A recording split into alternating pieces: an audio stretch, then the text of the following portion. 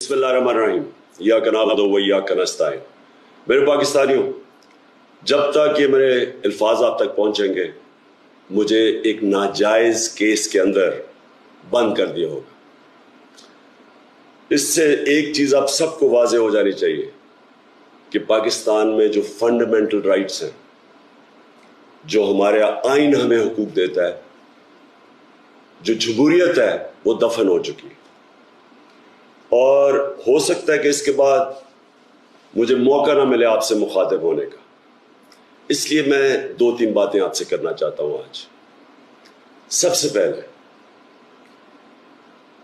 पाकिस्तान की जो कौम है वो मुझे 50 साल से जानती है। मैं पब्लिक में 50 साल से हूं। कभी मैंने ना पाकिस्तान के आइन के खिलाफ किया हूं, ना मैंने कभी पाकिस्तान का कानून तोड़ा है। और मेरी हमेशा, जब से सियासत में आया, मेरी हमेशा कोशिश हुई कि मैं जो भी अपनी जद्दोजहद करूं वो पुरअमन करूं, आइन जो मुझे हक देता है पुरअमन एहतजाज का, उसके बीच में रह के करूं। आज ये जो किया जा रहा है, ये इसलिए नहीं किया जा रहा कि मैंने कोई कानून तोड़ा है, ये सिर्फ इसलिए किया जा रहा है कि ये चाहते हैं कि मैं जो हकीकी आज़ादी की तहरीक है, इससे पीछे हटूं।